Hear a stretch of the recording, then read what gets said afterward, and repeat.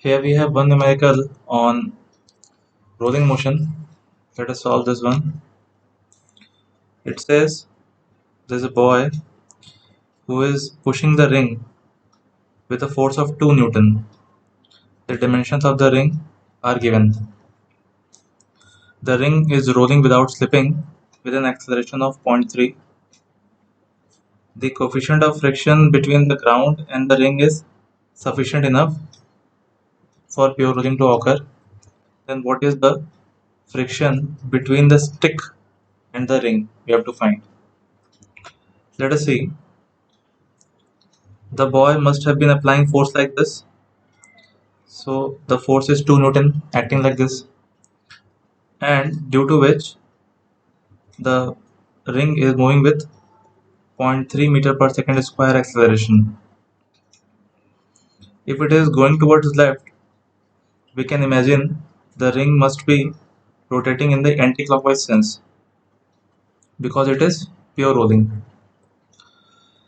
To draw the RBD, we can see the friction acting on the bottom point to be towards right. You can also choose it towards the left, it won't matter. Now what will happen at the contact of rod and the ring? As the ring will rotate in the anti-clockwise sense, this point of the ring will have a tendency to slip in the upward direction with respect to the rod. So friction at this point, the point of contact between ring and rod, the friction on the ring should act in the downward direction.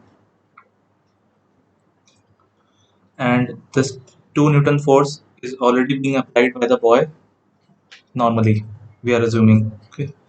So let us try to make the equations. Let's try to make the translational equation and the rotational equation.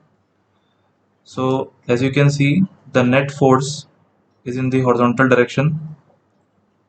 2 minus F1 equals to M into A. Equation number 1. I have not shown here mg and normal reaction because that will eventually get balanced out, and their torque about the center of mass will also be 0. So I have not shown them. If we want to write the torque of F1 about center of mass, we can write F1 into R. This torque is in clockwise sense. F1 is towards right and the R vector is like this. So the torque will be R cross F in the anti-clockwise sense. At the same time, the torque of F2 is acting downwards and the R vector goes outside. So the torque is in clockwise sense. So anti-clockwise torque minus clockwise torque, we will write F1R minus F2R equals to I alpha. I for the ring we can write mr square. So I am writing m into r square into alpha. Here r gets cancelled out.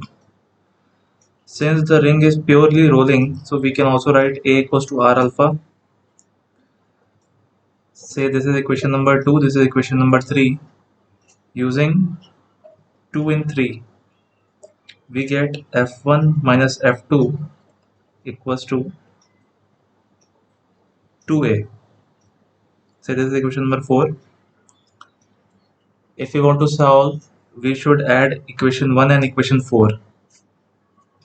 So we will get F1 gets cancelled out and we will get 2 minus F2. Equation 1 plus equation 4, we will get 2 minus F2 equals to 4A. The value of acceleration is already given here. So we are writing F2. The value of F2 comes out to be 0.8.